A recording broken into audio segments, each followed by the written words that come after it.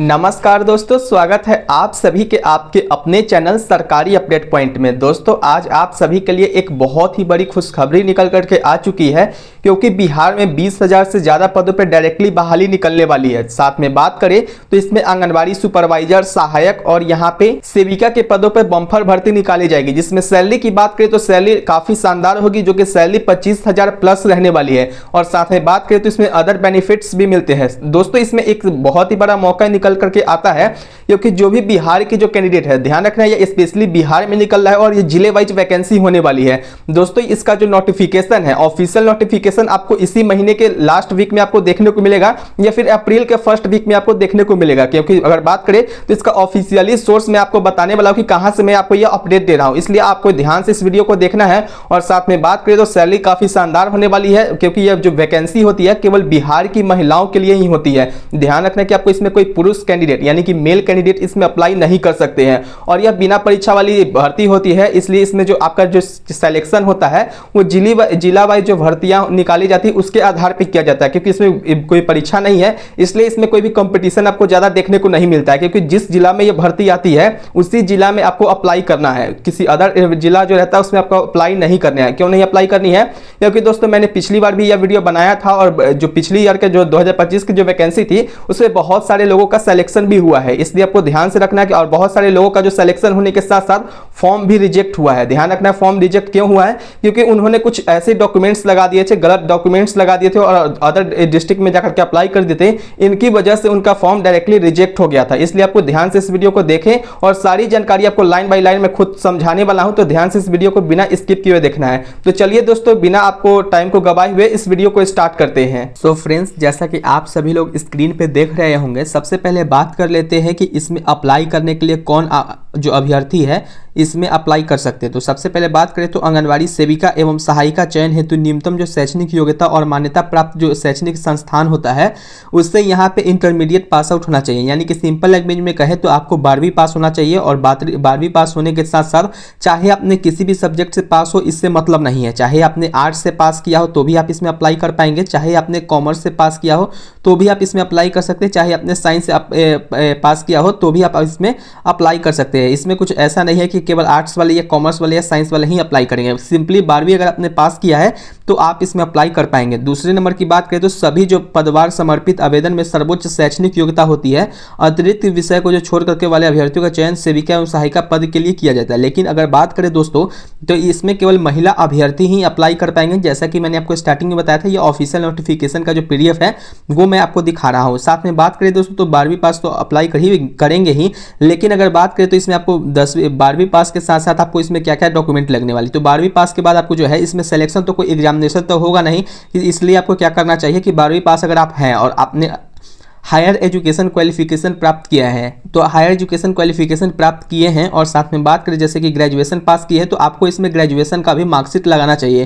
क्योंकि दोस्तों इसमें आपको जितना ज़्यादा हायर एजुकेशन क्वालिफिकेशन होगा उसके आधार पर आपको यहाँ पे सेलेक्ट किया जाता है। साथ में बात करें तो अगर 12वीं ग्रेजुएशन अगर पास किए, 12वीं तो न्यूनतम है लेकिन ग्रेजुएशन अगर पास किए तो ग्रेजुएशन का भी आप सर्टिफिकेट लगाए। इससे ये आपको बेनिफिट मिलता है कि आप इसके लिए योग्य रहते हैं, तो आपको ज़्यादा जितना हायर एजुकेशन क्वालिफिकेशन है उसके आधार पर आपको यहाँ पे सेलेक्ट कर लिया जाएगा। साथ में बात करें तो थर्ड नंबर में बताया गया कॉलम नंबर थर्ड में कि 2 या 2 से अधिक अभ्यर्थियों को सर्वोच्च शैक्षणिक योग्यता समान रहने पे अधिक मेधा अंक वाले अभ्यर्थियों का चयन सेविका और सहायिका पद पर किया जाएगा। जैसे कि बात करें, मान के चलिए कि 12वीं में मान के चलिए कि सभी तो 12वीं पास वाले ही होंगे जिसका हायर एजुकेशन क्वालिफिकेशन है। जैसे कि मान के चलिए ग्रेजुएशन है तो उनको तो सिलेक्ट किया ही जाएगा, लेकिन मान के चलिए कि आपके पास भी 12वीं पास का हायर एजुकेशन क्वालिफिकेशन और ग्रेजुएशन वालों ग्रेजुएशन का भी सर्टिफिकेट है, और कोई और अभ्यर्थी है जिनके पास भी ये दोनों सर्टिफिकेट है, तो इसमें किसका सेलेक्ट किया जाएगा तो ये यहाँ पे बताया गया है। तो इसमें सबसे ज़्यादा जिसका मार्क्स रहेगा 12th में तो उनको यहाँ पे सेलेक्ट किया जाएगा। जैसे कि मान के चलिए कि आपका 300 मार्क्स है और किसी और अभ्यर्थी का यहाँ पे 230 मान के चलिए 230 अंक यहाँ पे मिले हैं 12वीं में, तो जिसका सबसे ज़्यादा यहाँ पे अंक रहेगा, जैसे कि आपका 300 है तो आपको यहाँ पे सेलेक्ट किया जाएगा और इसको यहाँ पे डिक्वालीफाई किया जाएगा। और साथ में बात करें तो यहाँ कॉलम नंबर 4 में ये बताया गया कि 2 से जो अधिक अभ्यर्थी है उनको जो है समान मेधा अंक मिलने वाले पे जो है सब उस जो अधिक उम्र है, जैसे कि मान के चलिए कि आपकी उम्र 18 वर्ष और किसी और का यहाँ पे उम्र 26 साल है, तो जिसका ज़्यादा यहाँ पे एज होगा तो उसको यहाँ पे सेलेक्ट किया जाता है। तो यहाँ पे आपको 26 वाले को यहाँ पे सेलेक्ट किया जाएगा, लेकिन जो है यहाँ पे 18 पास कर लिए हैं उनको भी यहाँ पे अप्लाई कर पाएंगे। नेक्स्ट बात करते हैं तो नेक्स्ट इसमें बताया गया है कि आंगनबाड़ी सेविका और सहायिका की जो चयन होती है, रिक्त के प्रकाशन की तिथि उनके जो न्यूनतम एज है वो 18 वर्ष होना चाहिए, यानी कि मिनिमम एज बताने चलूँ तो मिनिमम जो एज है वो 18 वर्ष होनी चाहिए। मैक्सिमम एज की बात करें तो मैक्सिमम जो है उम्र सीमा जो है 35 वर्ष होती है। लेकिन अगर साथ में बात करें तो यहाँ पे जो है एज रिलैक्सेशन भी दिया जाता है, जैसे कि बात करें तो आंगनबाड़ी जो सेविका होती है और सहायिका के लिए अधिकतम जो है 65 वर्ष तक कार्य कर सकती है, जिसमें बात करें तो जिनको उनके पश्चात वह स्वयंता सेवा मुक्त हो जाएगी, यानी कि 35 वर्ष अधिकतम सीमा यहाँ पे रखी गई है। लेकिन अगर आपकी एज यहाँ पे 65 ईयर्स तक आप इसमें जॉब कर सकते हैं। नेक्स्ट बात करें तो कॉलम नंबर 6 में बताया गया है कि आंगनबाड़ी सेविका और सहायिका चयन हेतु वार्ड का निवासी होना आवश्यक है, यानी जिस जिला में वैकेंसी आएगी, मान के चलिए कि आपकी जिला में वैकेंसी आई है तो आपको उस वार्ड का सदस्य होना चाहिए। और साथ में बात करें तो आवेदन पत्र के साथ सक्षम प्राधिकार से निर्गत स्थायी आवासीय प्रमाण पत्र भी आपके पास होना चाहिए। दोस्तों अगर फर्स्ट डॉक्यूमेंट की बात करें तो यहाँ पे पहले ही बता दिया गया है कि आपके पास जो है सक्षम प्राधिकार यानी कि जो यहाँ पे आप है स्थायी आवासीय प्रमाण पत्र आपको होना चाहिए। इससे ये पता चलेगा कि आप उस डिस्ट्रिक्ट आप उस वार्ड के सदस्य हैं, यानी कि आप वहाँ पे आपका अपना घर है, आप वहीं पे आपको जो है आवासीय प्रमाण पत्र से ये आपको पता चल जाता है। साथ में बात करें तो अनिवार्य होगा जिसमें संबंधित वार्ड अंकित होना चाहिए, यानी कि आपको जहाँ पे वो आवासीय प्रमाण पत्र बनेगा, आप तो ऑनलाइन बनता है, अगर आप चाहते हैं बनवाना तो आप हमसे भी आवासीय प्रमाण पत्र बनवा सकते हैं मिनिमम कॉस्ट पे। और साथ में बात करें तो अप्लाई करवाने के लिए कि आपको ये डॉक्यूमेंट पहले से बनवा के रखना है, अप्रैल महीने में या फिर मार्च के लास्ट वीक में आपको ये वैकेंसी देखने को मिलेगी। अगर आप चाहते हैं कि स्थायी आवासीय प्रमाण पत्र या फिर जो मैं आपको आगे डॉक्यूमेंट बताऊंगा वो आपके पास अगर नहीं है, ध्यान रखना है कि आपको 1 साल के अंदर का ही डॉक्यूमेंट मांगा जाता है, 1 साल से ज़्यादा पुराना नहीं होना चाहिए डॉक्यूमेंट। तो बनवाने के लिए क्या करना है कि सिंपली आप हमारे व्हाट्सएप नंबर 7761046831 इस व्हाट्सएप नंबर पे आप डायरेक्टली हमसे कांटेक्ट करने के बाद आपको जाना है और सबसे पहले आपको यहाँ पे पेमेंट करना पड़ेगा। उसके बाद जो है मैं आपको अप्लाई कर दूंगा, उसका जो है 10 या 15 दिन के अंदर में ये बन करके आ जाता है। जो भी डॉक्यूमेंट्स आगे बताऊंगा तो उसको आपको बनवाने के लिए सिंपली आपको इस व्हाट्सएप पे कॉन्टैक्ट कर लेनी है, सिर्फ व्हाट्सएप पे जाइएगा, हाई लिख के भेजिएगा और जो भी आपकी प्रॉब्लम है जब बनवाना है वो आपको वहाँ पे बता देनी है। उसके बाद आपका सारा वर्क यहाँ पे हो जाएगा।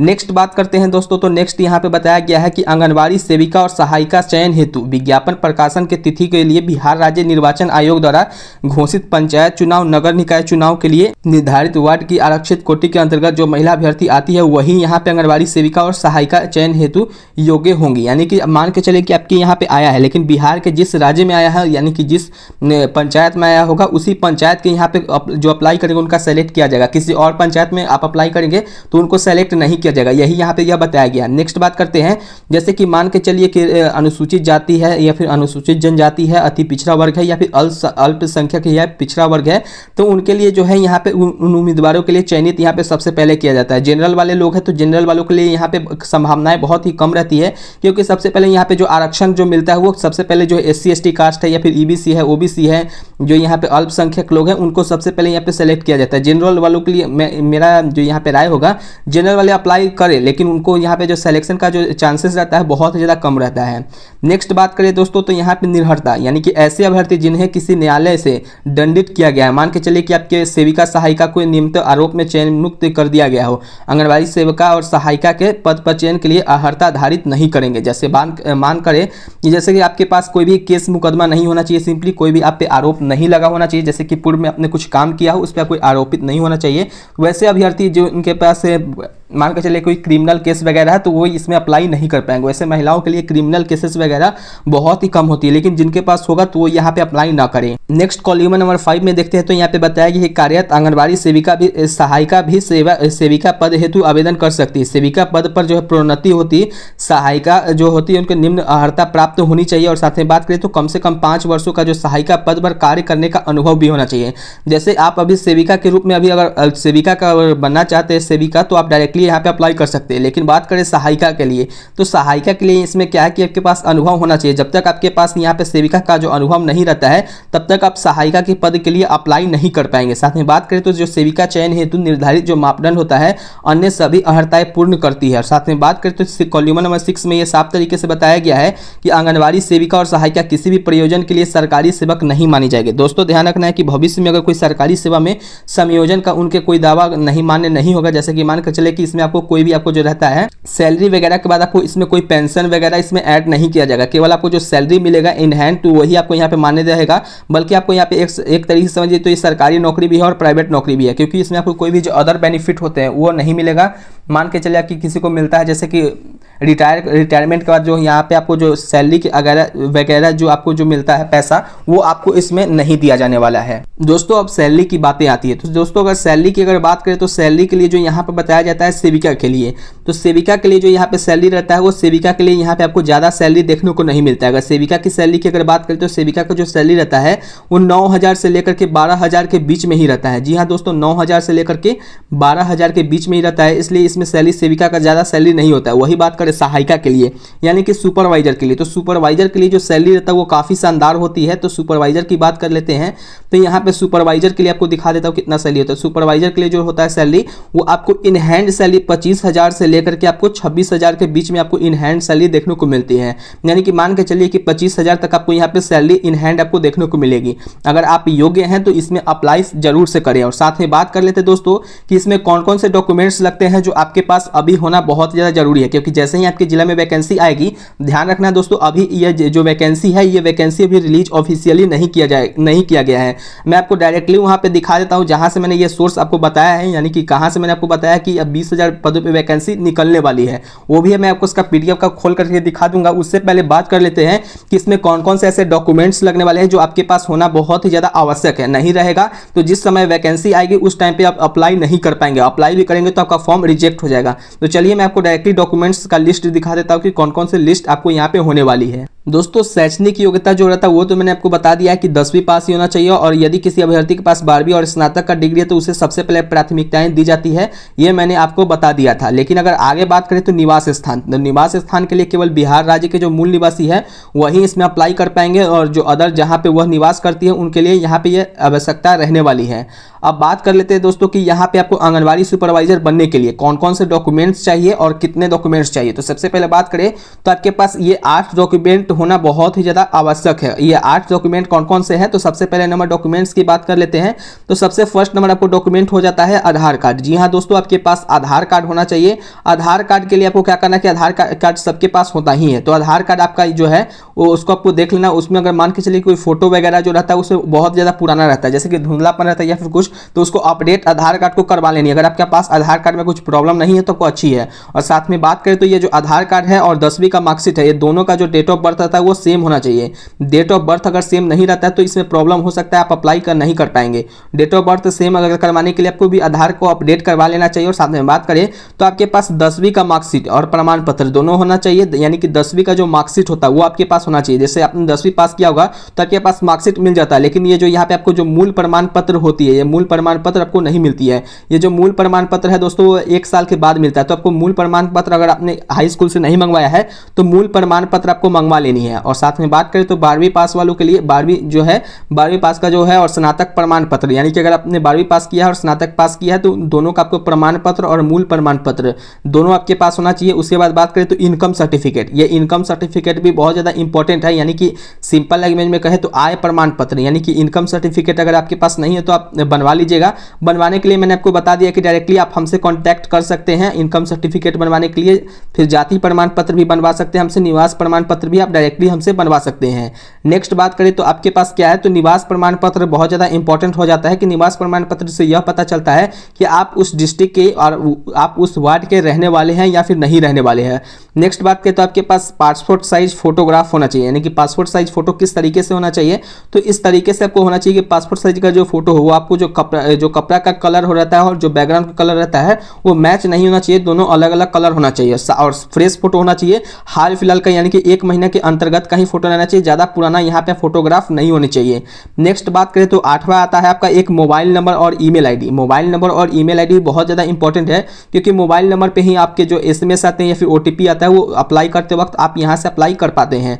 नेक्स्ट बात करें तो ईमेल आईडी, तो ईमेल आईडी सभी के पास होता है जिनके पास बड़ा वाला मोबाइल है। अगर ईमेल आईडी नहीं है तो इसमें ज़्यादा कोई आपको प्रॉब्लम नहीं होगा, और अगर ईमेल आईडी है तो आपको यहाँ पे ईमेल आईडी की आवश्यकता पड़ने वाली है। सो फ्रेंड्स, जैसा कि आप सभी लोग देख रहे होंगे, ये न्यूज आर्टिकल का यहाँ पे ये आर्टिकल आज के न्यूज़पेपर में दिया गया है, जहाँ पे बताया गया है कि अप्रैल से शुरू होगी 20,000 सेविका और सहायिका की बहाली। यानी कि बिहार में जो है पदों की जो वैकेंसी है वो लगातार आते जा रहा है सभी विभागों में।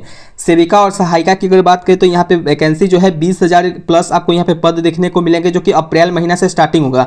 देखते हैं दोस्तों कि इस आर्टिकल में क्या कहा गया और पूरी डिटेल को आसानी से समझते हैं। सो फ्रेंड्स, जैसा कि आप सभी लोग स्क्रीन पे देख रहे होंगे, यहाँ पे बताया गया कि राज्य भर में अप्रैल के बाद 20,000 से अधिक सेविका और सहायिका की चयन प्रक्रिया शुरू होगी, जो कि समाज कल्याण विभाग के मुताबिक बिहार में 1,14,000 आंगनबाड़ी केंद्र संचालित है। वहीं पे नए जो 18,000 आंगनबाड़ी केंद्र को स्वीकृति मिल गई है, जिसके लिए विभाग में पत्राचार किया गया है। और साथ ही बात करें जिसकी अनुमति मिलने की प्रक्रिया जो है अंतिम चरण में है, और 31 मार्च तक नए केंद्र संचालन की अनुमति मिल जाएगी। इनमें से पहले चरण में जो 9,000 केंद्रों पर बहाली की जो प्रक्रिया थी उसको स्टार्टिंग कर दिया गया है, जिसके विभाग के मुताबिक लगभग पुराने 2200 से अधिक आंगनबाड़ी केंद्रों पर सहायिका और सेविका की जो नियुक्ति है उनकी प्रक्रिया यहाँ इसलिए शुरू की गई है। साथ में बात करें तो इसके लिए जो है अलग से जिले में 1 अप्रैल से चयन की प्रक्रिया जो है शुरू हो जाएगी। विभाग के जो मुताबिक पहले से चलने वाले केंद्रों में पाया गया है कि कई केंद्रों पर सेविका और सहायिका के रिक्त पद खाली है, जिसमें से 10 मार्च से नए स्थलों की जो है यहाँ पे पहचान की जाएगी। विभाग ने 10 मार्च से नए स्थलों की पहचान शुरू करने के लिए सभी इस जो CDPO होते हैं उनको दिशा और निर्देश दिया है। कि निर्देश में बताया गया क्या है कि ऐसे सभी स्थल जहां पे उनकी पहचान करना है और जहां पे अलग अलग आंगनबाड़ी है उनको केंद्रों पर वहीं उन स्थलों में को भी देखे जहां आसपास में केंद्र नहीं है, और जहां पे केंद्र नहीं उसमें वहां पे नया केंद्र भी खोला जाएगा। और प्राथमिक शिक्षा के लिए जो पड़ता है, जो दूर जाना पड़ता है, जिलों से रिपोर्ट के आधार पर नए केंद्रों की स्थापना की जाएगी। दोस्तों, ये रहा आपको अप्रैल से शुरू होगी 20,000 महिला सेविका और सहायिका के पदों के लिए, जिसका डिटेल मैंने आपको पूरी तरीके से बता दिया है। उम्मीद करता हूं कि आप सभी लोगों को यह वीडियो जो है पसंद आया होगा। अगर आपको वीडियो पसंद आता है तो आप नीचे कमेंट करके बताइए कि हाँ भैया मुझे पसंद आया हो। अगर आपको इनमें से कोई भी डॉक्यूमेंट्स जो मैंने आपको बताया अगर नहीं आपके पास, तो डायरेक्टली आपको बनवाने के लिए मेरे व्हाट्सअप नंबर से कॉन्टैक्ट कर लेनी है।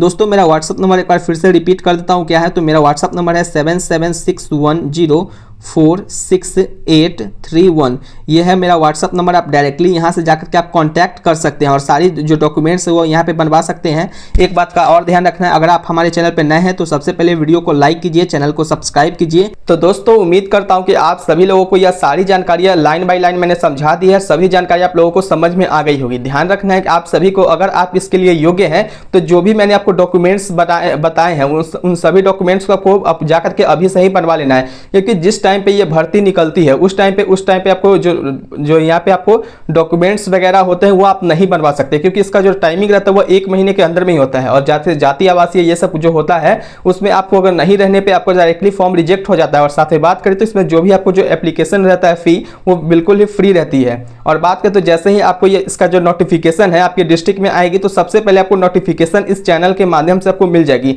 इसलिए अगर आप जिस डिस्ट्रिक्ट के रहने वाले, ध्यान रखना है जिस डिस्ट्रिक्ट के रहने वाले उसको नीचे कमेंट बॉक्स में आपको बताना है कि आप किस डिस्ट्रिक्ट के रहने वाले हैं, ताकि बिहार आंगनबाड़ी सुपरवाइजर सेविका और सहायिका कोई भी अगर अपडेट आता है या फिर किसी भी अदर जो जिला में रहता है, जैसे कि जिले में वैकेंसी भी बहुत आती है जिसमें बिना आपको यहाँ पे एग्जामिनेशन के डायरेक्ट इसमें भर्ती होती है। तो आपको अगर उस तरीके का जॉब चाहिए तो आप ध्यान से इसको वीडियो को तब देख ही लिए होंगे। और साथ ही बात करें तो आपको कमेंट बॉक्स में बताना है कि आप किस जिले के रहने वाले हैं। उम्मीद करता हूं कि आपकी सारी जानकारियां लाइन बाय लाइन समझ में आ गई होगी। अगर कोई आपको कहीं से भी कुछ भी अगर डाउट रहता है तो आप नीचे कमेंट बॉक्स में आप हमसे पूछिए। हम लाइन बाय लाइन तो आपको बताने के बाद बात करें तो जो भी कमेंट बॉक्स में आता है कमेंट उसको ध्यान से मैं देखता हूं, उसके बाद सारे रिप्लाई भी करता हूं। इसलिए आप लोग कमेंट करके बताएं और आपको यह वीडियो कैसा लगा ये भी नीचे कमेंट बॉक्स में बताना है। तो चलिए दोस्तों, इस वीडियो को यहीं पे एंड करते हैं। तब तक के लिए जय हिंद, जय बिहार एंड फाइनली धन्यवाद दोस्तों।